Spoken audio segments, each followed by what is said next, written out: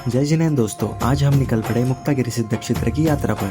थोड़ी देर बाद हम पहुंचे शांतिनाथ दिगंबर जैन मंदिर जो परतवाड़ा में स्थित है। सबसे पहले शांतिनाथ भगवान जी के दर्शन किए, मन को एक अलग ही शांति मिली। अब बारी थी मुक्तागिरी जाने की, तो अब गाड़ी की राह देखते हुए खड़े रहे। इधर बुआ की लड़की का मोबाइल चलाना अभी भी जारी है, बोलने के बाद भी मोबाइल रखने का नाम ही नहीं ले रही थी। और इधर गाड़ी का इंतज़ार करते करते काफ़ी देर हो चुकी थी, लेकिन गाड़ी अभी तक आई नहीं थी। लेकिन फाइनली इंतज़ार ख़त्म हुआ और गाड़ी आ गई। फिर सब लोग गाड़ी में बैठ गए और अब शुरू हो चुका है हमारा मुक्तागिरी का सफ़र।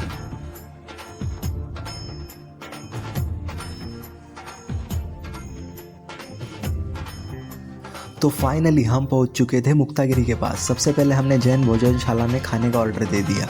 ऑर्डर देने के बाद हम फिर से गाड़ी में बैठ गए और अब हम पहुंच चुके थे मुक्तागिरी सिद्ध क्षेत्र। अब सामने देख सकते हैं श्री दिगंबर जैन सिद्ध क्षेत्र मुक्तागिरी। यह यहाँ का मेन एंट्री गेट है और यहाँ पहुँचते ही मुझे मिल गया मेरा कॉलेज का दोस्त। फिर थोड़ी सी बातचीत हुई, हालचाल लिए, और उसके मामा की शादी थी इसलिए वो भी यहाँ आया हुआ था। फिर हम एंट्री गेट के अंदर की तरफ से बढ़े और सबसे पहले हमने हमारा रूम बुक किया था, तो रूम में जाकर सामान रखा और थोड़ा फ्रेश होकर तैयार हो गए। अब बारी थी वंदना के लिए निकलने की। और गाइस, आज का मौसम तो एकदम परफेक्ट था, धूप बिल्कुल नहीं थी, पूरा मौसम बारिश वाला था।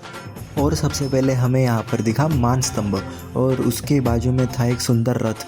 भाई मैं व्लॉग में इतना बिजी था कि इनका स्नैप भी ख़राब हो रहा था क्योंकि मैं बीच में आ रहा था। फिर मैंने बाजू हटना ही सही समझा। और ये फूलों का पेड़ देखो, बगल में सुंदर मान स्तंभ, और हमारी जर्नी शुरू हुई। रास्ता अभी भी बारिश से भीगा था, चारों तरफ हरियाली थी और मौसम एकदम शानदार। हमारा पूरा ग्रुप साथ था, कुल मिलकर हम 6 लोग थे और सफ़र अपने आप में ही खास था। ठंडी हवा, हरियाली और शांत रास्ते। वैसे मुक्तागिरी सिर्फ खूबसूरत ही नहीं, ये एक प्राचीन जैन सिद्ध क्षेत्र है। यहाँ 52 दिगंबर जैन मंदिर है। इसे मेंढागिरी भी कहा जाता है। आगे बढ़े तो आया झरना, लेकिन आज पानी काफ़ी कम था। ये रहा यहाँ का खूबसूरत पुल और यहीं से मुक्तागिरी के मंदिर दिखने लगे। ऊपर के जिनालयों का नज़ारा ही अलग था। फिर हमने पुल क्रॉस किया और सामने का व्यू बस देखते ही रह गए। और अब शुरू हुई मुक्तागिरी की सीढ़ियाँ। धीरे धीरे ऊपर की तरफ बढ़ रहे थे। रास्ते में पहला मंदिर आया, यहाँ रुककर दर्शन किए। फिर आया पहला एंट्री गेट, घंटी बजाई और अंदर प्रवेश किया। लेकिन हमारी ये लड़कियाँ अपनी स्पीड में आ रही थी और फाइनली हम ऊपर पहुंच चुके हैं। ये है मंदिरों का मेन एंट्री गेट। यहाँ से नीचे का पूरा नज़ारा दिख रहा था और यहीं से शुरू होती है मुक्तागिरी की असली खूबसूरती। मुक्तागिरी को पहले मेंढागिरी भी कहा जाता था। कहा जाता है कि यहाँ पहाड़ पर मेंढे चरने आया करते थे। एक बार एक मेंढा झरने के ऊपर से नीचे गिर गया, लेकिन इतनी ऊंचाई से गिरने के बाद भी वो बच गया था। इसी घटना से जुड़ी मान्यता के कारण इस जगह का नाम मेंढागिरी पड़ा। मुक्तागिरी सिर्फ एक तीर्थ नहीं है, ये जैन धर्म का एक प्राचीन सिद्ध क्षेत्र है। मान्यता है कि यहाँ कई मुनि राजों ने साधना करके मोक्ष प्राप्त किया। इसी वजह से इसे सिद्ध क्षेत्र कहा जाता है। यहाँ पहाड़ी पर और आसपास कई प्राचीन जिनालय है।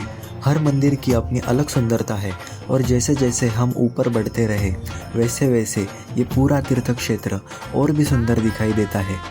शायद यही इस यात्रा की खासियत है। एक तरफ प्रकृति की खूबसूरती और दूसरी तरफ भगवान के दर्शन। और यहाँ पे एक प्राचीन जिनालय है जो कि झरने के नीचे है, पर यहाँ पे कुछ कारणवश वो बंद कर दिया था।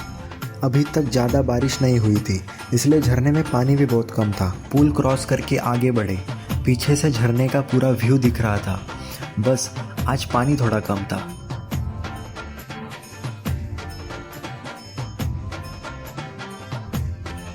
फिर पहुँचे पारसनाथ भगवान के मंदिर।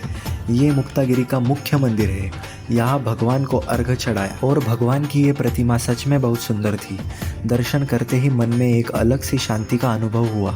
सच में भगवान की प्रतिमा को देखकर नज़रें हटाने का मन नहीं कर रहा था। दर्शन करके आगे बढ़े, अब अगला मंदिर देखने निकल पड़े और ये है यहाँ का गुफा मंदिर। अंदर जाकर दर्शन किया और फिर बाहर आ गए। जय बोलो पार्श्वनाथ भगवान की जय। फिर आगे के मंदिर की तरफ बढ़े, यहाँ भी दर्शन किए और मंदिर से पहाड़ों का नज़ारा, वाह, एकदम शानदार लग रहा था। अब अब निकल पड़े शिखर जी टोक की तरफ। रास्ते में चारों तरफ हरियाली थी, ठंडी हवा और खूबसूरत पेड़, और ऊपर से मंदिरों का व्यू भी बहुत साफ दिखाई दे रहा था। जितना ऊपर जाते नज़ारा उतना ही सुंदर हो गया था, लेकिन ये लड़कियां फिर भी इतनी स्लो हो गई थी। मैंने कहा भाई जल्दी चलो, नीचे भी उतरना है फटाफट। लेकिन इस रास्ते की खूबसूरती चलते चलते थकान भी भुला देती थी। और फाइनली हम पहुंच चुके हैं शिखर जी टोक। शिखर जी टोक पर पहुंचते ही पूरा नज़ारा ही बदल गया था। ऊंचाई पर बने मंदिर और चारों तरफ फैली पहाड़ियाँ बेहद सुंदर लग रही थी। यहीं से झरने के उगम का स्थान भी दिखाई देता है। अब आगे जाना था इस पुल से, लेकिन हमारे भाई लोग को कुछ और ही सूझा। भाई साहब पूरा पुल ही हिला दिया और ये लड़कियां तो डर के मारे परेशान किसी तरह पुल क्रॉस किया। देखो भाई देखो कैसे पुल हिला रहे हैं जोर जोर से। और फाइनली पहुंच गए शिखर जी टोक। यहाँ पहुंचकर दर्शन किए। ऊपर से पूरा नज़ारा ही अलग था, लेकिन भाई मेरे भाई लोगों को तो अलग ही मज़ा आ रहा था। जोर जोर से पूरा पुल हिला रहे थे और पुल ऐसा हिल रहा था कि भाई सच बताऊँ मेरी तो हालत ख़राब हो गई थी। इधर सब डर रहे थे और उधर ये लोग पुल को झूला बनाकर झूल रहे थे। जैसे तैसे हिम्मत करके हमने आखिरकार पुल क्रॉस कर ही लिया। और ऊपर पहुंचते ही जो नज़ारा सामने आया था वो अमेजिंग था। ऊपर से मुक्तागिरी के 52 मंदिर दिखाई दे रहे थे। पहाड़ों के बीच बसे ये मंदिर दूर से देखने पर और भी सुंदर दिखाई देते हैं। और फिर अब बारी थी नीचे उतरने की, तो मैं सीधा नीचे निकल गया। नीचे अभी कुछ मंदिर बाकी और यहाँ मिली एक खास गुफा। ये गुफा नीचे के मंदिरों को ऊपर वाले मंदिरों से कनेक्ट करती है, मतलब एक तरह से शॉर्टकट ही समझ लो। फिर थोड़ा और ऊपर की तरफ चढ़े। थोड़ी चढ़ाई के बाद ऊपर पहुँचे और यहाँ फिर भगवान के दर्शन किए। कुछ पल शांत होकर भगवान के सामने बैठे। मन को एक अलग ही शांति मिली। लेकिन बाकी सबकी हालत ही अलग थी। पहाड़ चढ़ते चढ़ते सब थक चुके थे और मेरी दोनों बहनें तो मुझसे परेशान हो चुकी थी, क्योंकि भाई साहब मेरी व्लॉगिंग की शूटिंग जो लगातार चल रही थी, लेकिन मेरी दोनों छोटी बहनें मुझसे परेशान हो चुकी थी, क्योंकि मैं जहाँ देखता वही कैमरा निकाल कर व्लॉग शुरू कर देता था। पहले तो उसने थोड़ा इग्नोर किया, लेकिन जब मैंने बार बार कैमरा निकाला तो उसका पेशेंस भी जवाब दे गया। वो बोल रही थी बस कर भाई, व्लॉगिंग बंद कर, कितनी देर से व्लॉग बना रहा है। और मैं सोच रहा था भाई इतना अच्छा कंटेंट मिल रहा है तो व्लॉगिंग कैसे बंद करूं। और यहाँ से जो नज़ारा दिख रहा था ना, वो सच में देखने लायक था। पहाड़ों के बीच बसे सारे जिनालय दूर से और भी ज़्यादा सुंदर लग रहे थे। हर तरफ शांति थी और बस मंदिरों और प्रकृति का खूबसूरत संगम। ऐसा लग रहा था जैसे प्रकृति के बीच ये पूरा तीर्थ क्षेत्र अपने आप में एक अलग दुनिया हो।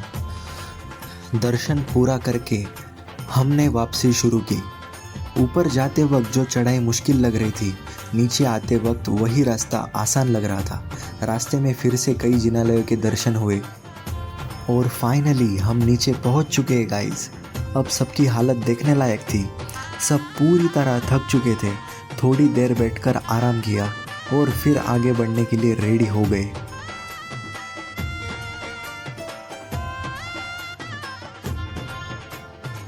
अब निकल पड़े नीचे वाले मंदिरों की तरफ। रास्ते में फिर वही खूबसूरत हरियाली, चारों तरफ पेड़ पौधे और मौसम भी एकदम शानदार। आगे फिर वही नदी दिखाई थी जो आज बारिश कम होने की वजह से सूखी थी। हम बस चलते गए और धीरे धीरे आगे बढ़ते गए और आखिरकार हमारी पहाड़ की वंदना पूरी हो चुकी थी। भाई अब तक सब बहुत थक चुके थे। आगे थोड़ी सी सीढ़ियाँ और थी, लेकिन अब हिम्मत जवाब दे चुकी थी और हमने लिफ्ट लेने का फ़ैसला लिया। थोड़ा इंतज़ार किया और फाइनली लिफ्ट आ गई।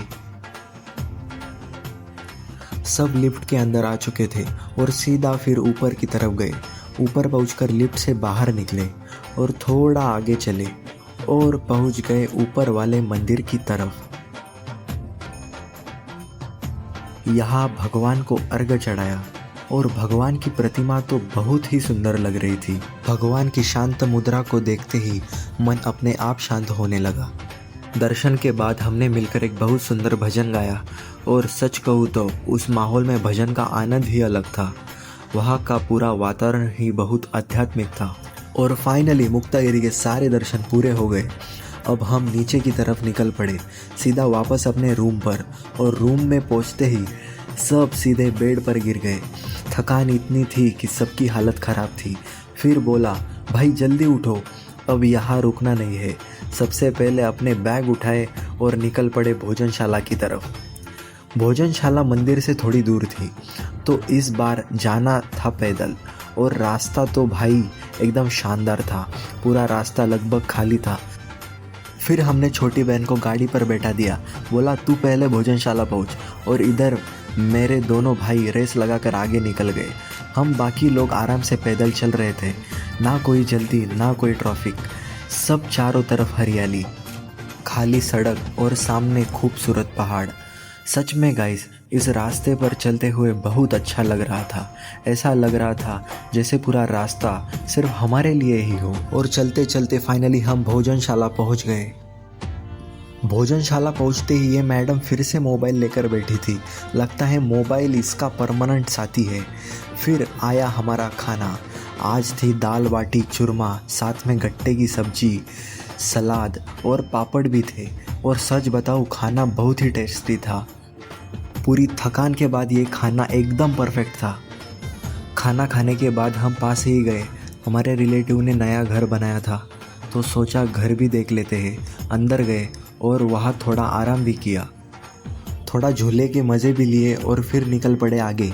अब हमें गोमुख जाना था और हमारी छोटी गाइड तैयार थी, क्योंकि गोमुख का रास्ता इसे अच्छे से पता था, तो हम बस इसके पीछे पीछे चल पड़े। अब देखते हैं ये छोटी गाइड हमें कहाँ तक लेके जाती है। आगे पूरा भैंसों का झुंड खड़ा था और भाई साहब वो ऐसे हमें घूर रहे थे जैसे हमने उनकी ज़मीन पर कब्जा कर लिया हो। और भाई उस टाइम पे इतनी हालत ख़राब हो चुकी थी, क्योंकि एक भैंसा हमारे पीछे ही लग गया था। लेकिन तभी वहाँ एक लड़का आया, उसने सिचुएशन संभाल ली। बीच में छोटे छोटे खड्डे मिल रहे थे, कूदकर इन्हें पार करना पड़ा। कहीं लकड़ी के सहारे आगे बढ़े और धीरे धीरे हम जंगल के अंदर पहुंच गए। चारों तरफ पेड़, शांत सा जंगल, और रास्ता भी बिल्कुल फैमिलियर नहीं था। हर कदम पर लगता था आगे अब क्या मिलने वाला है। जिसकी तलाश में निकले थे वो गोमुख आखिरकार सामने आ ही गया। गोमुख से पूरे साल पानी निकलता रहता है और यहाँ का पानी एकदम साफ और ठंडा था। सबसे पहले हाथ पैर धोए और ठंडा पानी से चेहरा भी धोया। पानी इतना ठंडा था कि पूरी थकानी दूर हो गई। थोड़ी देर यहाँ रुककर सबने अच्छे से फ्रेश होकर आराम किया। इतना एडवेंचर करने के बाद ये जगह सच में परफेक्ट लग रही थी। और फिर अब वापस जाते जाते मेरी छोटी बहन मेरे कंधे पर ही चढ़ गई।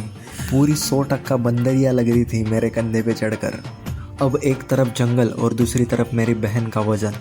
किसी तरह उसे लेकर आगे बढ़ता रहा, लेकिन तभी दूर से फिर वही भैंसों का झुंड दिखाई दिया। और इस बार हमारे साथ वो लड़का भी नहीं था। और भाई सारी भैंसें हमारी तरफ आने लगी। और जैसे ही आई भाई, वैसे मेरी छोटी बहन तो रोने ही लग गई थी भाई। बहुत डेंजर सीन हुआ था ये। उस टाइम पर भाई एडवेंचर से ज़्यादा सर्वाइवल चल रहा था। किसी तरह वहाँ से हम बाहर निकले और तभी हमारी गाड़ी भी आ गई थी। फिर सबने चैन की सांस ली। और अगर आप कभी मुक्तागिरी आए तो यहाँ जैन भोजनशाला ज़रूर ट्राई करना, बहुत अच्छा खाना है। वैसे आज का सबसे डेंजर मोमेंट यही भैंसों वाला ही था भाई। उस टाइम पर सच में सबकी हालत ख़राब हो गई थी। और फाइनली अब वापस निकलने का टाइम था। सब गाड़ी में बैठे और घर की तरफ निकल पड़े। गाड़ी में फिर से गाने लगाए और उसके बाद शुरू हुई हमारी असली मस्ती। गानों पर सबने जमकर डांस किया।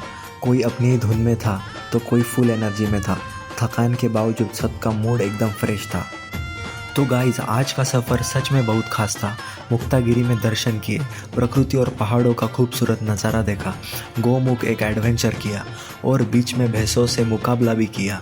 थोड़ी थकान हुई, लेकिन उसके बाद हम घर पहुंच गए। फिर सबको गुड बाय करके हम फाइनली हमारे घर पे पहुंच चुके हैं गाइस। तो thank you so much for guys हमारा ये व्लॉग देखने के लिए। और चैनल को लाइक, शेयर और सब्सक्राइब जरूर कर देना ऐसे ही न्यू व्लॉग देखने के लिए। तो मिलते हैं नेक्स्ट व्लॉग में। Thank you so much for watching. Bye.